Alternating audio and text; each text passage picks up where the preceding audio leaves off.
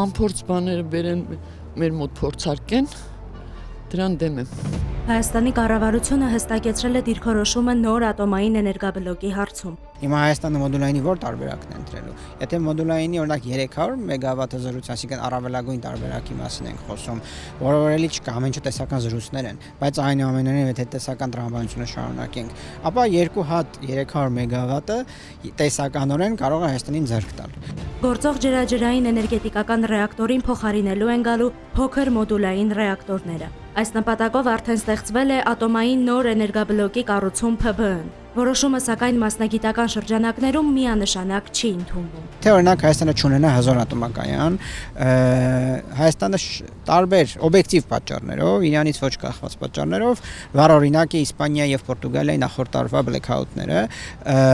Հայաստանը կարող է ինքն կամաց վերածվել էներգակախյալ պետության։ Այդ բaragam, այսպես հետեւաբար այդ հարցի պատասխանը էներգատնտեսական իմաստով, ինչպես կան հնարավորություններ, այնպես է ռիսկեր։ Կախված է թե մենք որ ճանապարհով կգնանք։ Տարածքային կառավարման եւ ենթակառուցվածքների նախարար Դավիթ Խուդատյանի պարզաբանմամբ ընտրությունը կանգ է առել մոդուլային տարբերակի վրա։ Էներգահամակարգի ճկունությունն ապահովելու համար եւ 2027 թվականից ոչ շուտ Հայաստանը կորոշի ընտրել ամերիկյան, ռուսական, չինական թե եվրոպական տեխնոլոգիան։ Հայաստանի այն վիճակում է, որ Չինաստանին չի հասնի։ Էներգետիկայի գծով փորձագետ Արթուր Ավետիսյանը նշում է, որ Հայաստանը պետք է ապահովի ատոմային էներգետիկայի անընդհատությունը։ Իսկ նոր ատոմակայանի կառուցումն իրենից ենթադրում է երկարատև շինարարական աշխատանքներ եւ ֆինանսական մեծ ռեսուրս։ Եթե խոսում ենք օրինակ 50 կամ 70 մեգավատ հզորությունների մասին, ապա այդ բaragam խոսքը պետք է գնալ 10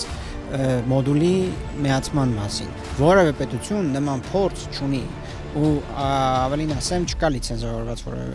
որը որ արդեն ավարտվել է, փորձարկվել է։ Մինչ մասնագետները վիճարկում են տեխնիկական ու տնտեսական նպատակահարմարությունը, մենք փորձել ենք հասկանալ, ինչ սպասելիքներ կամ մտահոգություններ ունեն Հայաստանի քաղաքացիները։ Հատկապես ավագ սերնդի ներկայացուցիչները, որոնք տասնամյակներ շարունակ ատոմակայանը դիտարկել են որպես երկրի էներգետիկ անվտանգության անփոխարինելի հենասյուն։